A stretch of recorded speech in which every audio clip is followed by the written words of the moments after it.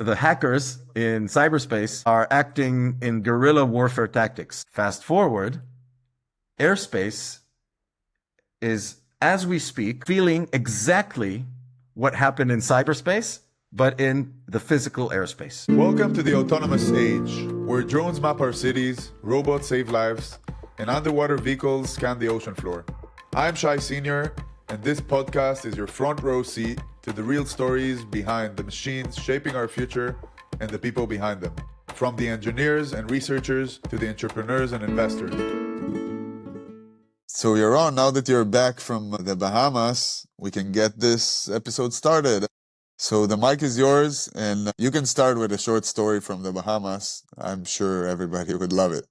So great being here, Shai. Thank you. Thank you for inviting me to the show. Well, I can tell you this thing. In the Bahamas, there's no 5G.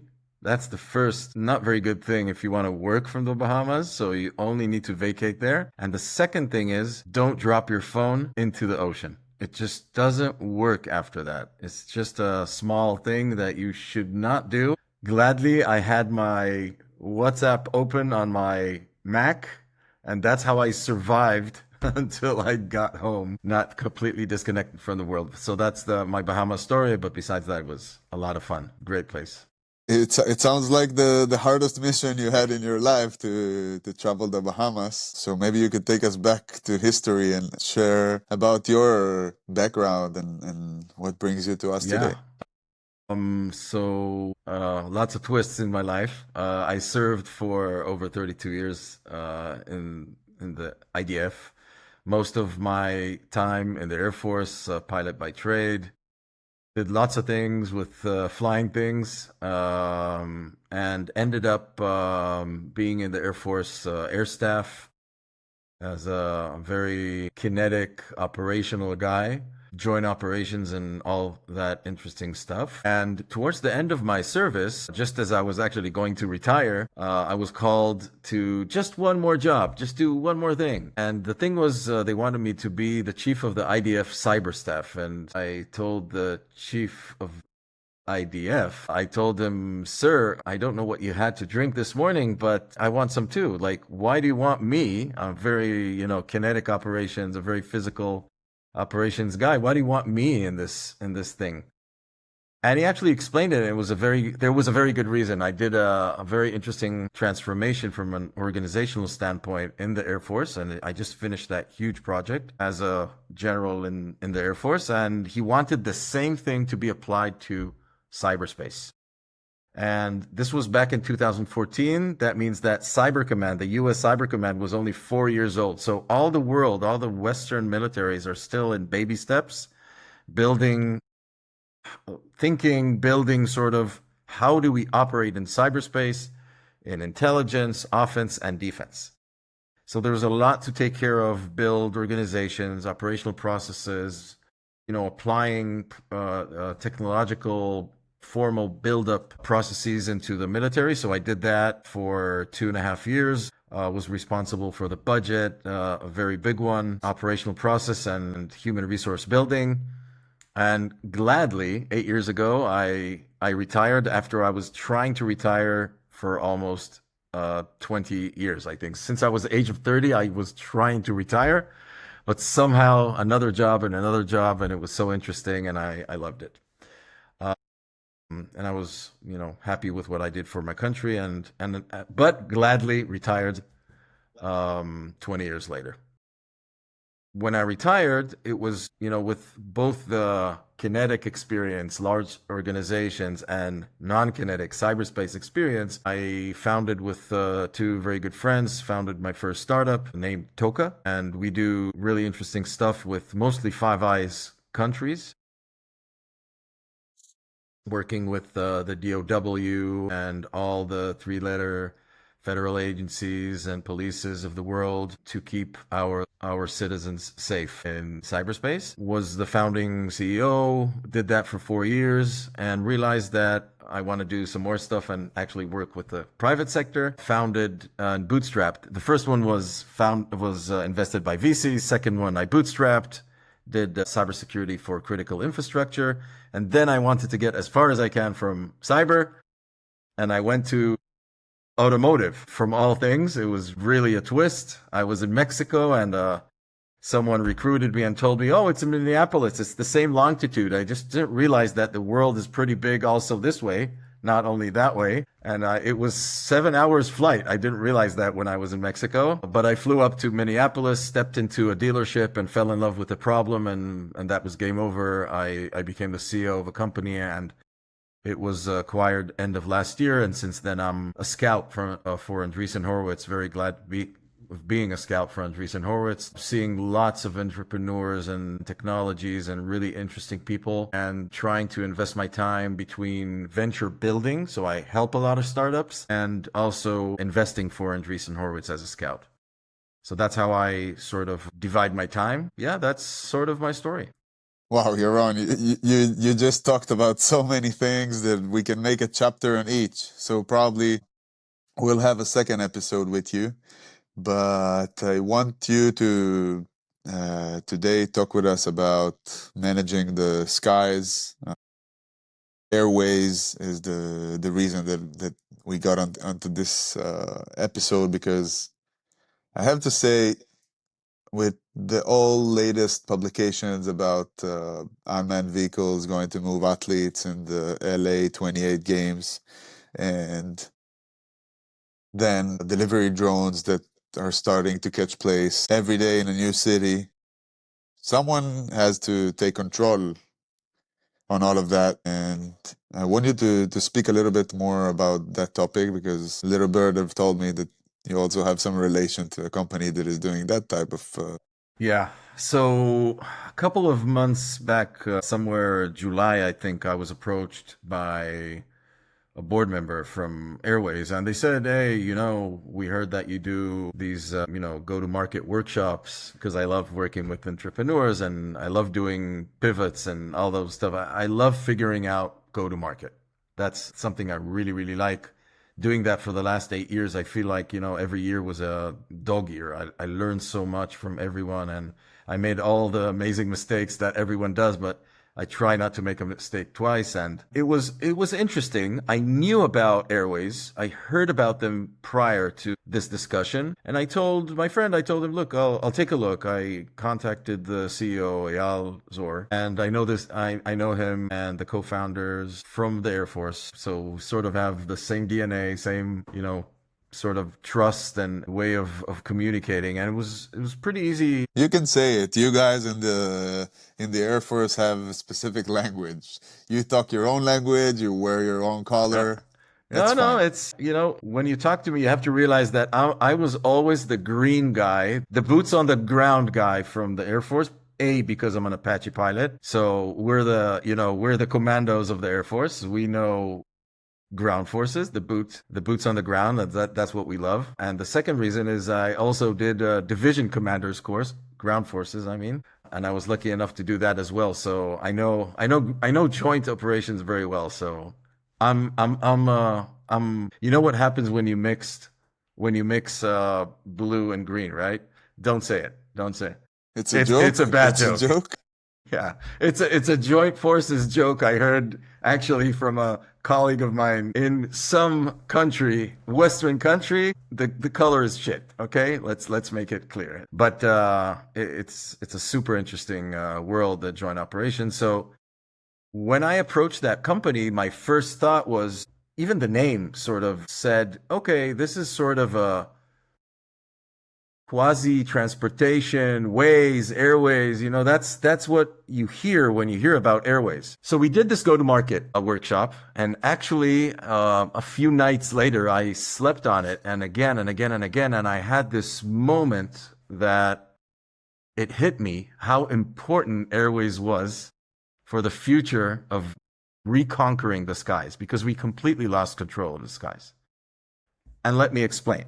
So Airways was lucky enough to start 5 years ago. So it's quite ahead of the market. Back then, 5 years ago, people thought that 5 years later, so today, there would be hundreds and thousands of air taxis and polices and ambulances and Ubers flying over our heads.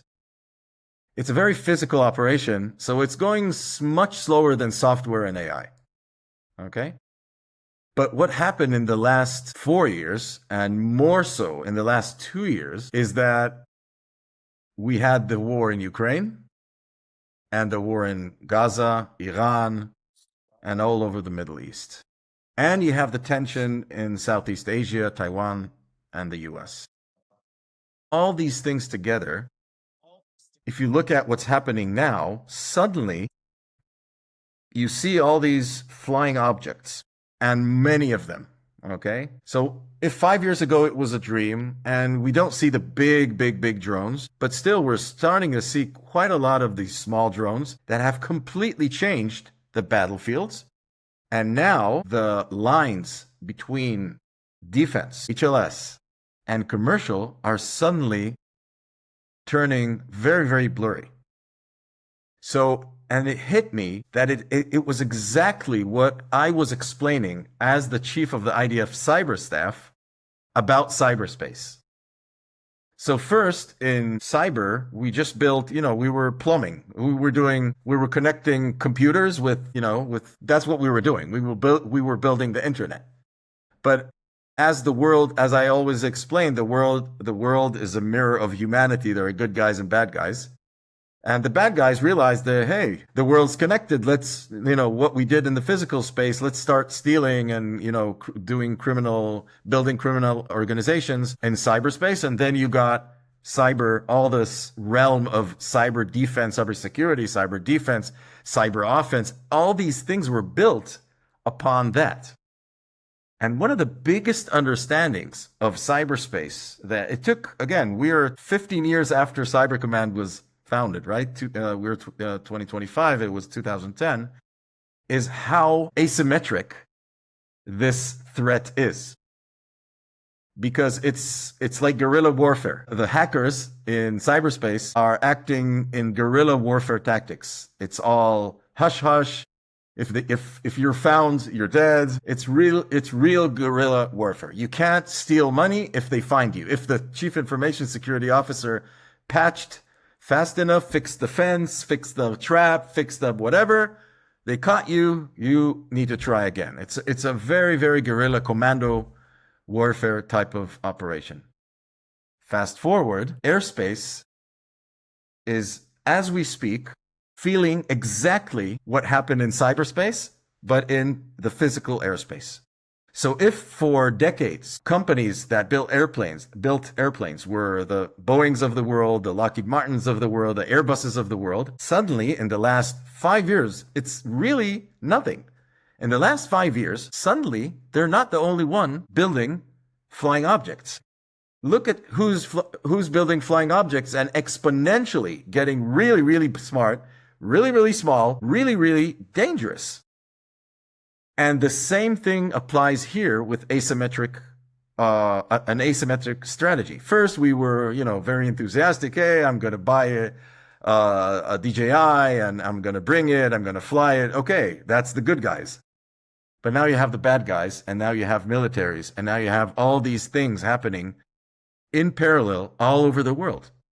And that's what we saw in the last 4 and more so in the last 2 years, both in Ukraine and in Israel and in the Middle East. We saw how dangerous drones are and how they're completely transforming the battlefield. And the lines between defense, HLS, and commercial space, there's no border in airspace. If you can cross, you fly, just like in cyber. If you can go with your ones and zeros through the communication lines, you go there. It's not an airport. There's no person sitting in a booth and stamping your passport.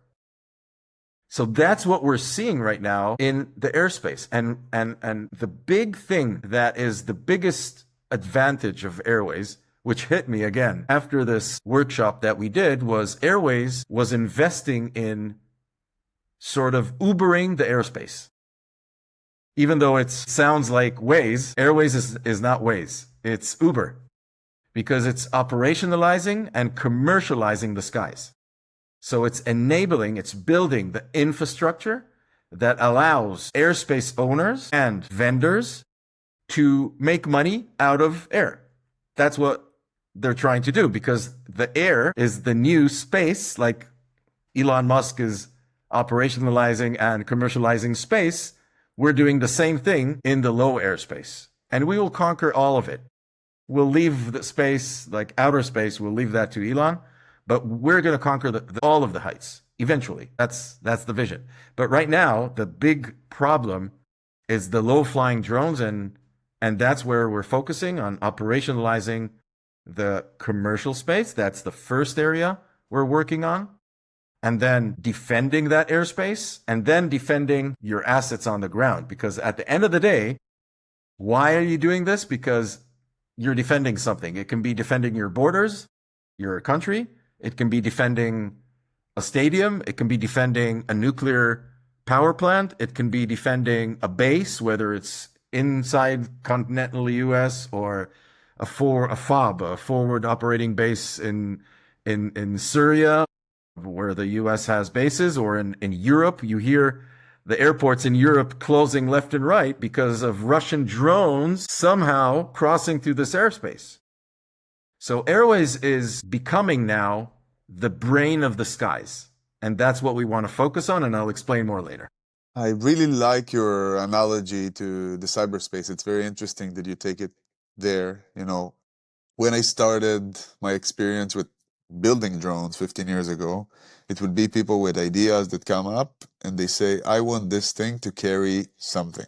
And then DJI started their story. Today, you cannot say a drone without mentioning DJI, the biggest company. They make it so easy to use that it's scary. And I think that the example that you gave of those borders that are breaking between the defense, HLS, and commercial, it's what sometimes in marketing you would call glocalization, because also the way the drones are used in the Middle East and the way the drones are used in Ukraine or Southeast Asia or in the US, it's completely different. In the US, the problem is with the borders, drug trafficking, and more conflicts on the drone deliveries that are done on a very long range of a border that someone needs to control. It's a problem to shoot them down. It's a problem to control them on the other side of the border. That's one challenge. In Ukraine, also very big fields.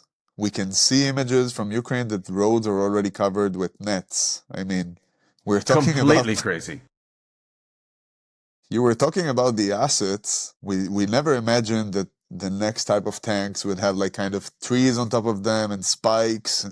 It looks like we are going backwards in the design of defense vehicles, but then the type of weapon that is used is not aligned with what the expectations and the common defense strategy and plans we're looking at on ground operations. And suddenly we get that challenge that, okay, we cannot stop all those vehicles from flying. Now we need to manage it in some way. And I would like to get in a little bit more into detail, because you mentioned that Airways is enabling that UTM. We talked about it on the first episode with Oregon, and how important that layer is, and why for the private sector it means one thing, and for defense organization different. But how does it really work? Do I have to subscribe? What's your goal? How do you plan that those vendors and aerospace management organizations would get into that program, so you would really be able to maintain all that space free, managed, and of course safe to the people that those drones are flying above their heads? Yeah, great. I think that, just like in many other industries that, develop through the years, especially in airspace, regulations, it's just like the FAA, FDA, all these agencies, and YASA in Europe, and all these agencies, they're building the idea behind how it should work. They're not saying how to do it. They're just saying how we want this to work, because they are the regulator and they want public safety. They have in their minds public safety and how to build, safe skies, which makes sense. But, regulators today, as well as operators and companies like Airways, we're in a little different situation, because on one hand, the regulation is our blocker, but our enabler. Okay, it goes both ways. Without the regulation, we wouldn't have cities adopting the UTM framework, right? So it's a blocker, but it's an enabler, and it's a good enabler. But we have to be much faster than that, because the regulator will never be as fast as the reality that we're seeing outside. And that's exactly the story, because the regulator is thinking about the commercial space and how it should operate. But suddenly today, countries are realizing, wait a minute, this is not a commercial issue. This is a safety and defense issue, because they're looking at Europe now and wait a minute, what's going on? Like, things are flying they don't care about the regulation. But if we care about the regulation, we need to sort of operate in a certain way. It's amazing how, it's just like the Geneva Convention and laws of armed conflict. They apply to those who actually apply the laws of armed conflict. But those who fight the asymmetric warfare, the guerrilla warfare, all these asymmetric strategies, they don't necessarily do it by the regulation, just like hackers, right? So these people, there are us, the law-abiding countries of the world, whatever country this is, that want to, public safety and flight safety and all these safety issues, like, let's do it correctly and build infrastructure, blah, blah, blah. And on the other hand, you have the bad actors that are trying to hack the system, and they don't care about the rules. They're the anti-rules, right? Mutiny. So when we have this kind of situation, we really have to work very, very smartly and understand the problem from a very, very, really, really understand the problem. And that's the other layer that we didn't speak about, which is, how do you command and control the skies? Okay? That's the big question. Who's the owner? Who's Exactly. the operator? Is it the airspace is owned by the country? It's owned by the companies? It's owned by the landowners? It's amazing, because it is exactly the discussions we had in cyberspace when I was responsible for dividing the spaces. Like, how do you divide civil space and defense space in cyberspace? Like, my phone, okay? Is the police on my phone? No, I don't want them on my phone, but it is the border, right? It's a border. The border in cyberspace is here. So is it civil? Is it where are the lines? It's really hard to define those lines. So in airspace, we're sort of figuring out that it's almost the same. And what I can tell you is that is where airways, what we're trying to do is completely change the paradigm. Because when things are changing in such a huge, paradigmatic way, you have to change also the way you execute your missions, whatever they are. Okay? Now the question is, what can you change? Okay, so are we going to change the rules of lift, how lift works? No, we can't touch that. It's physics. Okay, next, what can we do? Do we go and start educating the market and building, let's do this, and that? You know how hard it is to educate the market as a startup. It's like pissing in the ocean. It doesn't work. A startup can't change the market. You have to understand how to do it in a different way. And what we realized, because it's asymmetric warfare, and there's no center of gravity, and the time span you have for reaction is really, really short, and you have to react really fast, what can you change? What hasn't changed in the last 100 years or so? And I'll tell you what it is. Command and control. We have to democratize command and control. And that's the good news about airways. And that's how we're pivoting. As we speak, we're building the next layers, the next generation of airways. Because airways was built on the infrastructure of the skies. We're taking control of the skies, building the logic, building the infrastructure for anyone to operate. Commercial, security, defense. You have an infrastructure. You have a brain. You can take whatever policy, whatever regulation, whatever you need, insert it into the brain. The brain will execute the missions, not people. And it's not zero people. No. But all the things that are like 100 years back or 50 years back, all the things that we remember from command and control. Houston, we have a problem. People sitting in front of huge screens, like lines of people in a command and control center. That is of the past. Why?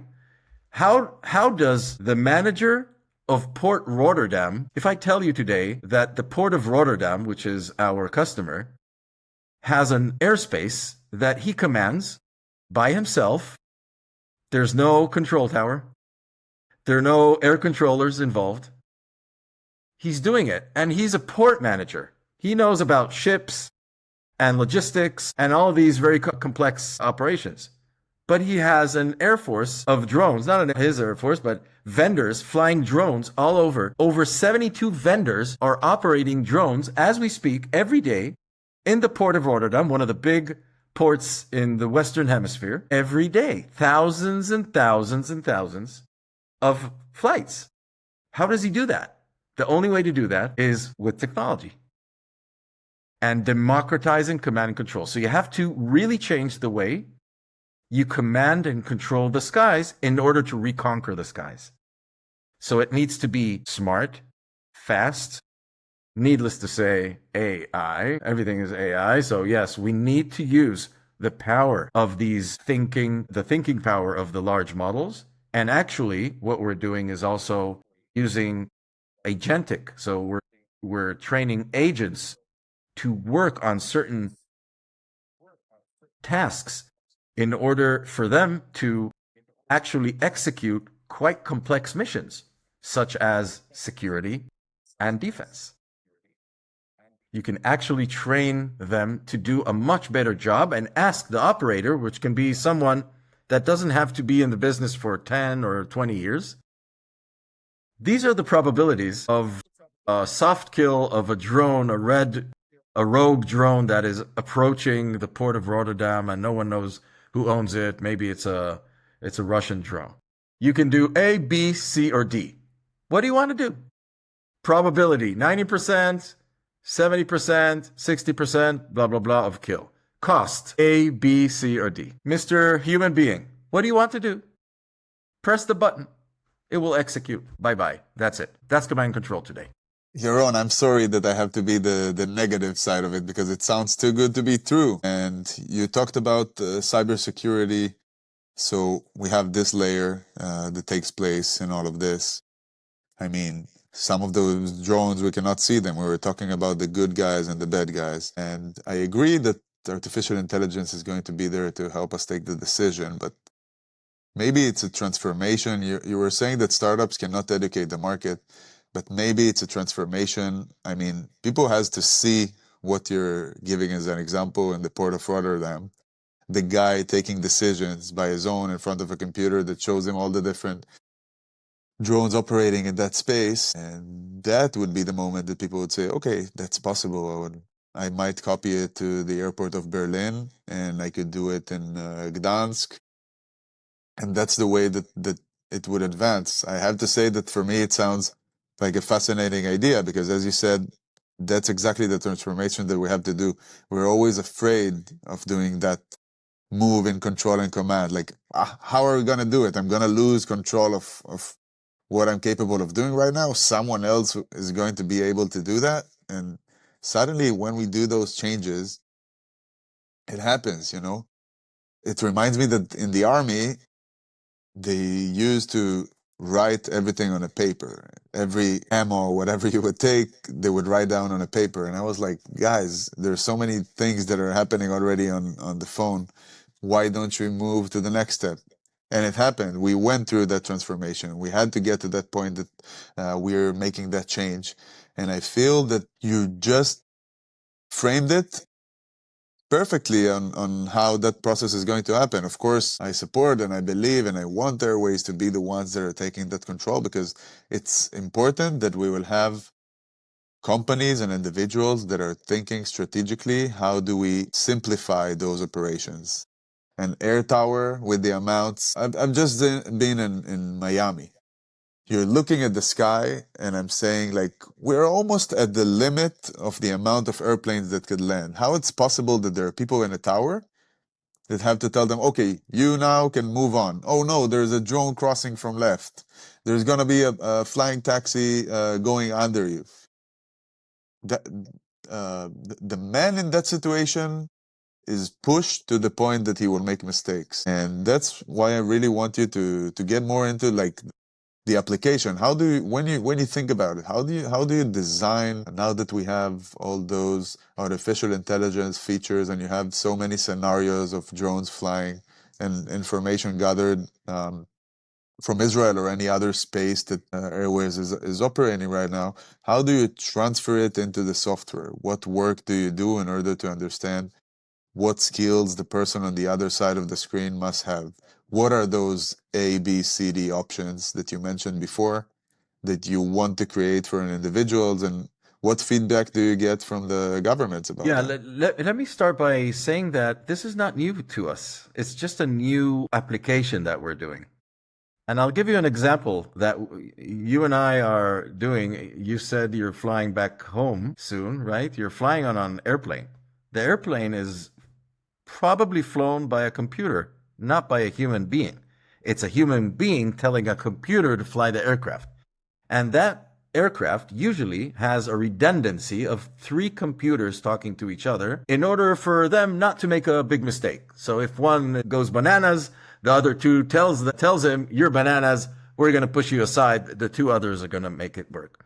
So basically, we're building the same thing to manage the skies. Like, computers can do the work much better than us. And I'll give you another example that worked quite well in the war we just went through in the last 2 years. Iron Dome.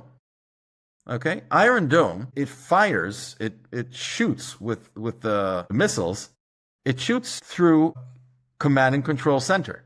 But if it's a short range, like a mortar fire, and they actually shoot an Iron Dome on a mortar shell, right?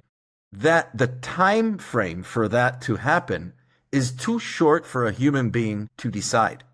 There's nothing a human being can contribute to the decision.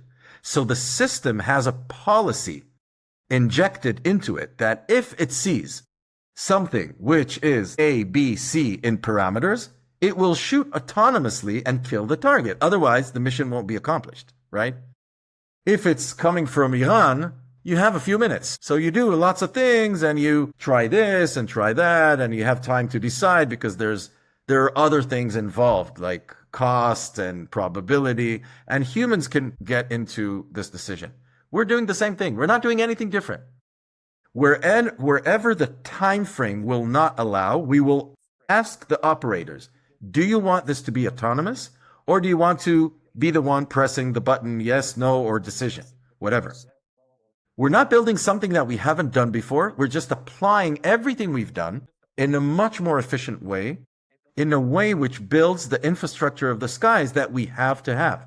And everyone participating, just as governments build roads and public companies build roads and intersections and trains and airports and everything we know, now we can't see it because it's hard to explain it, but now we need a company like Airways to build the infrastructure of the skies, and you need to apply the relevant regulation on this infrastructure. And now you need the companies that want to operate in the sky to abide to this infrastructure and regulation and laws and whatever you want. So that's what we're doing. We're just injecting everything into this brain that does everything much smarter than any human being can do. And we're applying it to the skies.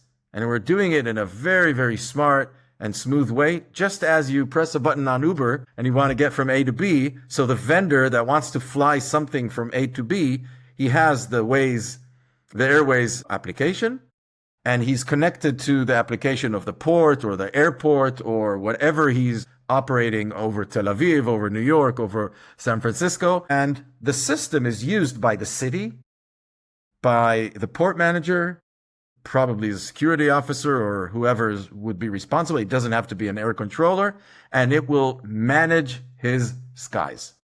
That's exactly what we're doing.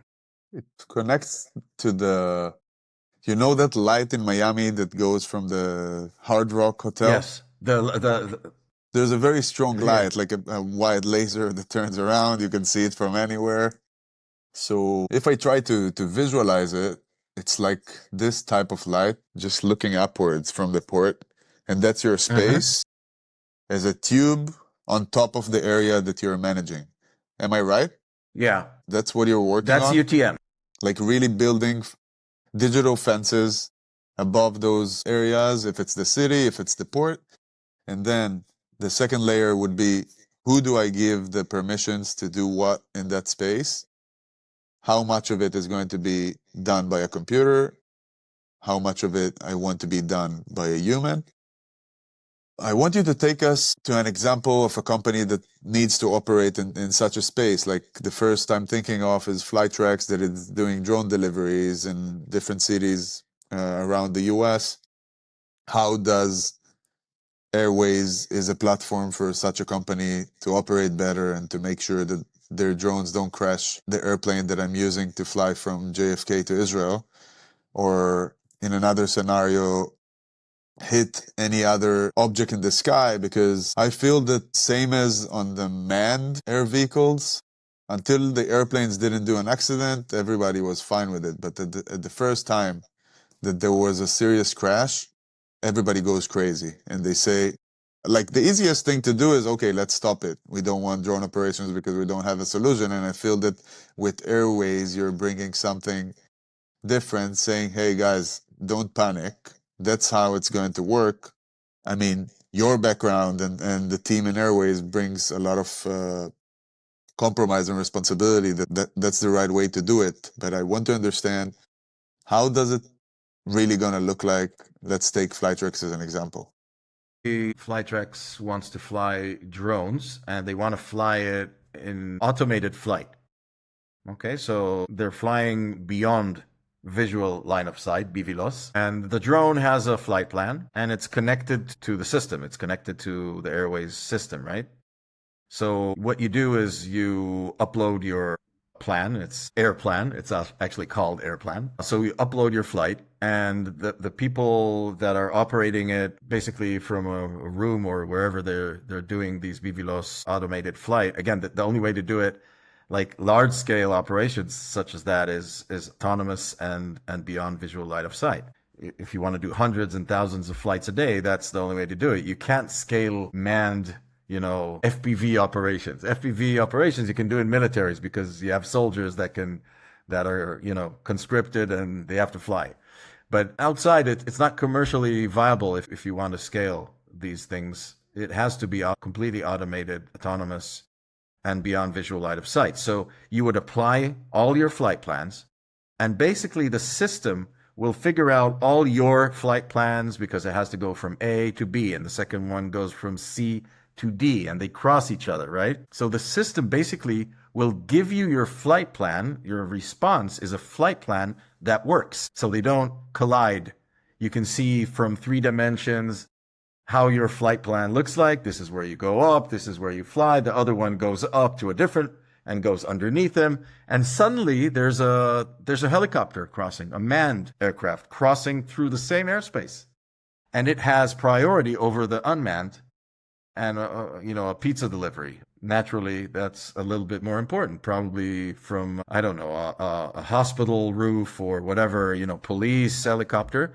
And the system will immediately provide deconfliction to all of the flights in the area. So it will tell the drone to turn left and go behind the helicopter and then go back to its thing. And the other one affected from it will turn right and go back or wait, etc., etc., etc. So the whole system is basically, it's about operationalizing this 3-dimensional airways, right? There are many airways to fly, and it has to be regulated. It has to be planned. It has to react in a timely manner, a safe manner, with the prioritizations that are relevant for the space. And that's only dynamic airspace management. That's only the first layer that Airways does. That's only blue, okay? That's only the good ones that are trying not to, crash into each other, just like, just creating the rules of the skies. just as we have the rules of the streets and highways or whatever. So it's exactly the same. But it was never applied from, the commercial flights that we all fly, because there's the CTR of the airports, and then they go up, and then you have the flight plans and the heights and how close can you be to each other, and basically human beings fly this. But now you're in this lower space, everything is a mess, so many operators, everything wants to fly, and no one's policing it, and no one's enforcing this. And it's time to do that. That's why now is the time to do that. It's so important, because you have to operationalize and commercialize this airspace. It's not commercialized and it's not operationalized. And that's what we're enabling. Beyond.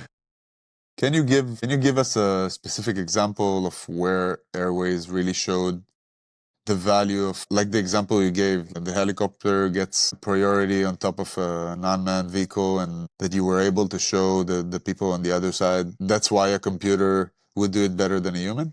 I'll give you a few examples. First, from dynamic airspace management, which is exactly the example I gave. We actually did a live demonstration over Tel Aviv. Mishlocha was flying a drone from A to B, and a helicopter was taking off from Ichilov Hospital going west. And he's crossing the flight plans. And we showed how the system immediately gave collision avoidance instructions to the UAVs to go behind, and the helicopter just took off and went to his business, whatever he was doing. Simple example. And if you look at today at the skies, because we have the transponders from all the drones of Port of Rotterdam, you will see a lot of drones flying and not colliding, because they're managed and they know where to fly and they know where not to fly. There is a no-fly zone here because, I don't know, the drug enforcement police in the port is, I don't know, they have some operation there to look for drugs in the port, and there's a logistics operation here or there or wherever.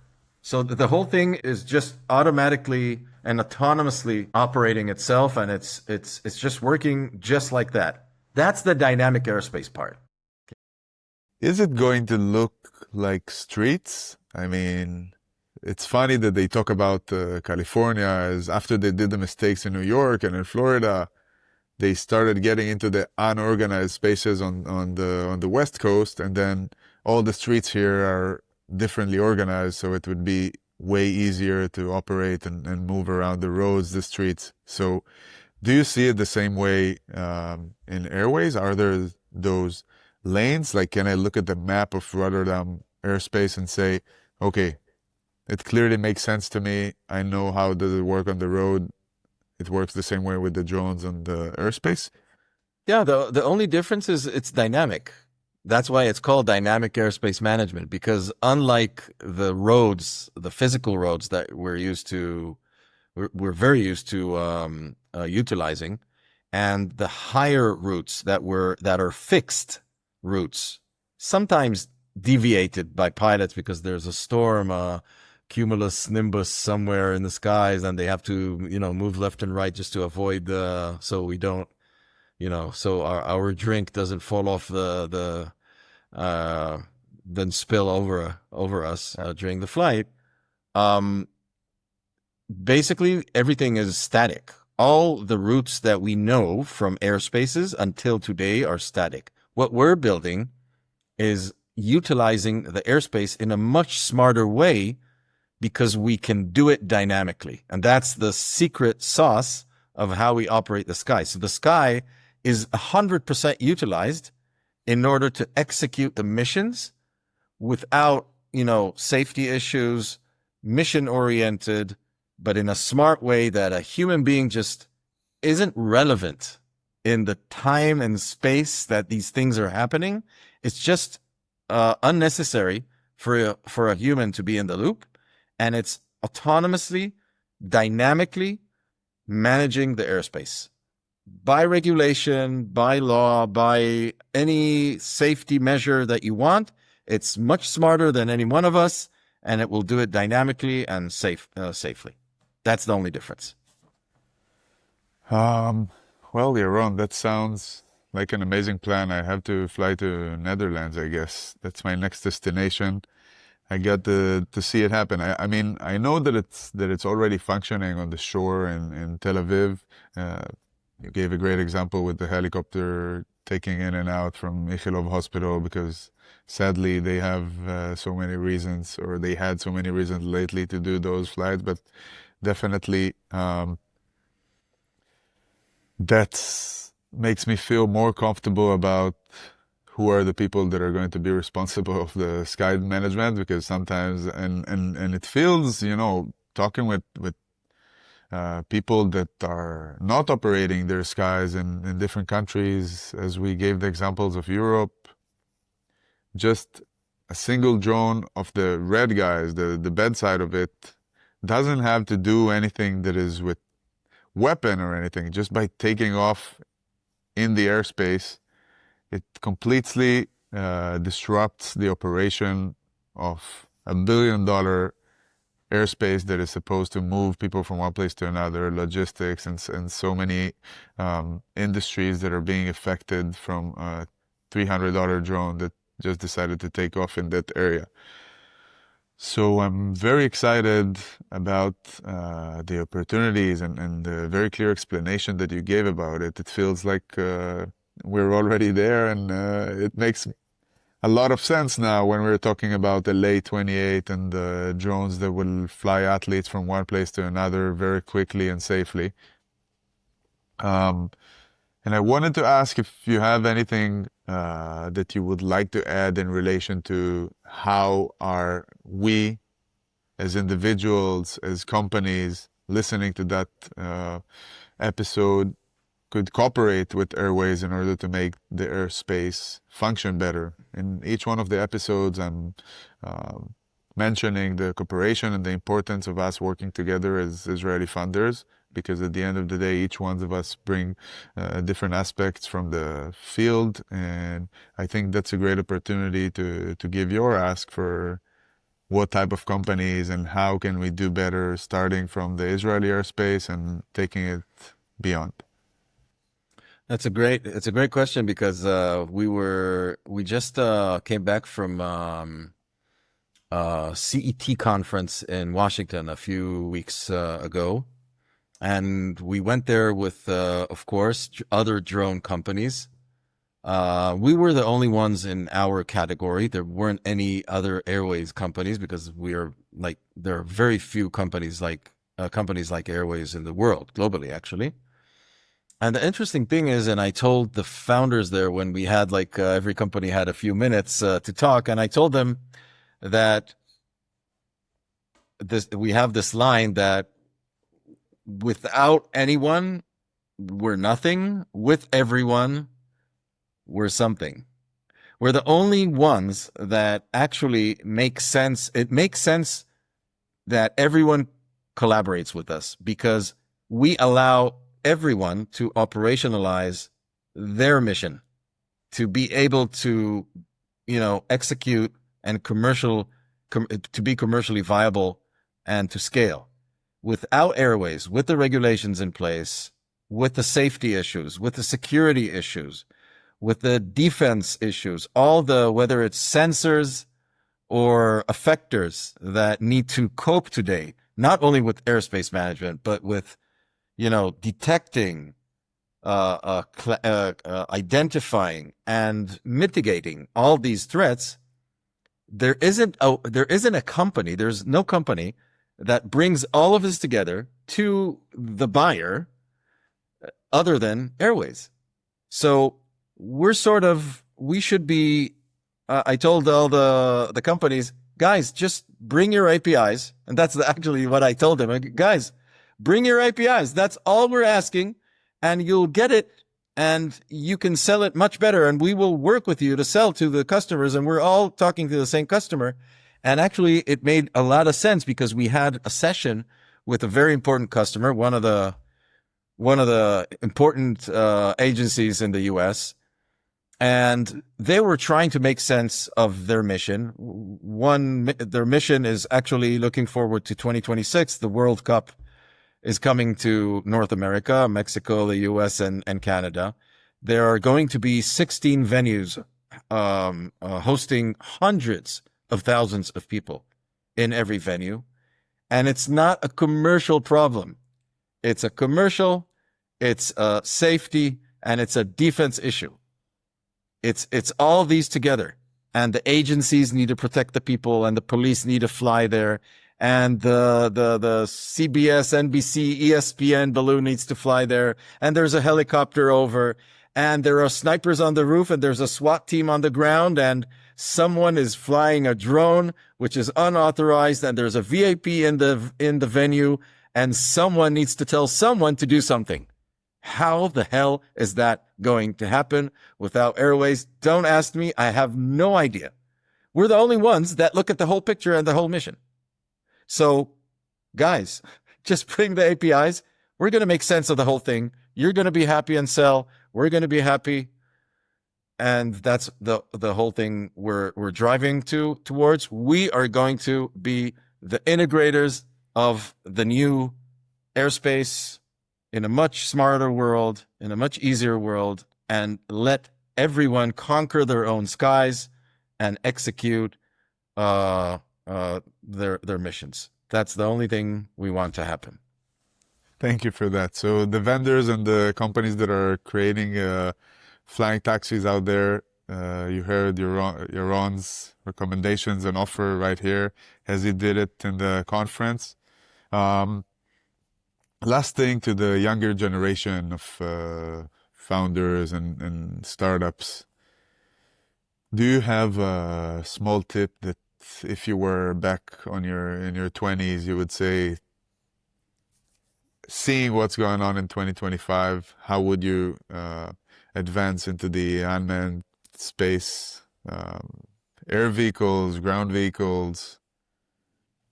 What would be that specific tip that you would give to your 20-year-old version of your own that was able to leave the army on time and start his own private company? Not so on time, like a little late. You see the gray hair. But better late than never. Wow, that's a big question. But to my entrepreneur young self, I would the biggest tip I always talk with founders is being a founder is quite hard. It's an uphill lift, and there's so many battles you have to fight, but you have to wake up smiling. And you really have to work with people. You have to love the people you work with. Otherwise, it just takes too much out of you, and it's really not easy. Okay, it's fun, but it's not easy. And I don't care about the hard work, but I always tell them that the most important thing is to fall in love with the problem. Like really, really fall in love with the problem and really want to solve it. Because if you don't really want to solve a problem and you're going to work very hard, you're just going to give up because you don't love this, you don't want to solve it enough. And that's like the biggest thing I always tell founders: fall in love with the problem. And if it's not something you really, really want to solve, look for a different problem, look for something else, and work with the people you love. That's the biggest thing. And by the way, the decision about Airways, I did exactly the same. I love the team and I fell in love with the problem. I just didn't realize that I understood the problem, and Airways opened my eyes gladly, and I just love the team, and we're gonna just do great because they're a great team. Thank you very much, Yaron. That was a great conversation, and I've learned a lot. I hope our listeners would learn a lot about how our skies are going to be managed in the next upcoming years, and I wish you a lot of luck with Airways and all the other actions you're taking there. You have a very big responsibility out there, so I'm waiting to see you in the next time we meet. Amen to that. Thank you so much, Shay. It was great talking. Thank you.